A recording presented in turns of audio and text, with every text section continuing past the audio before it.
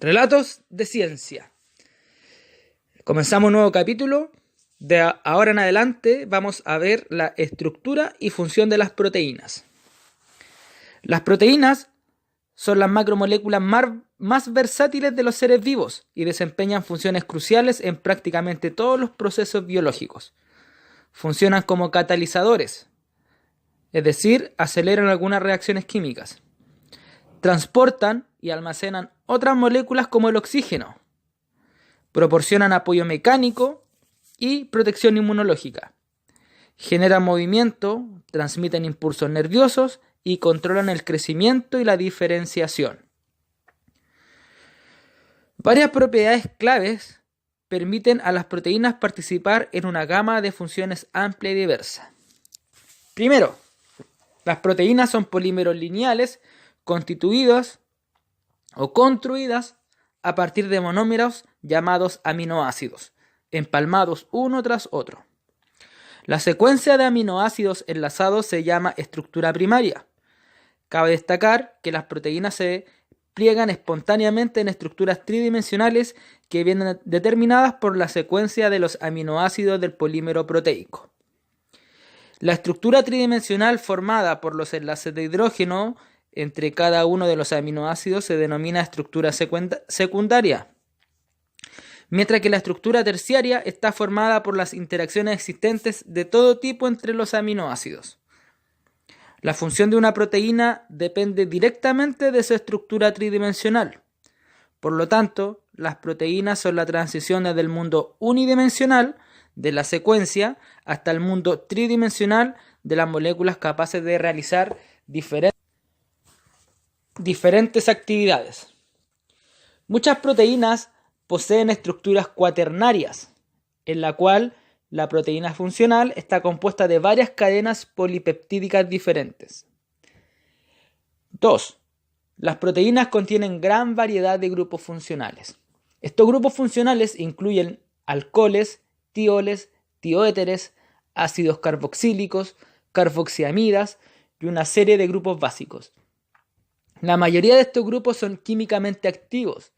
Esta diversidad de grupos funcionales, combinada en distintas secuencias, es la responsable del amplio espectro de función de las proteínas.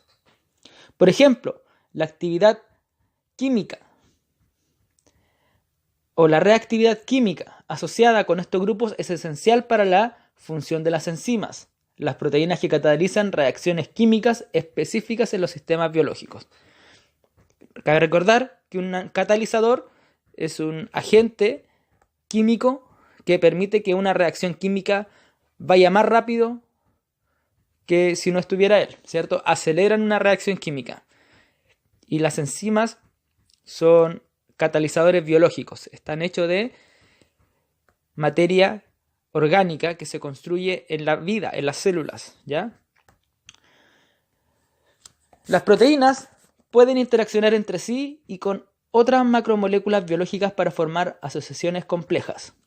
Estas asociaciones pueden ser sinérgicas, de forma que se generan capacidades que no existían en los componentes proteicos individuales.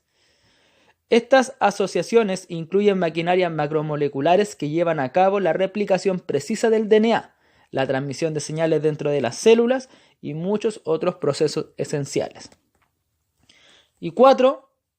Algunas proteínas son muy rígidas, mientras que otras manifiestan una considerable flexibilidad. Las unidades rígidas pueden funcionar como elementos estructurales en el citoesqueleto, como el andamiaje interno dentro de la célula.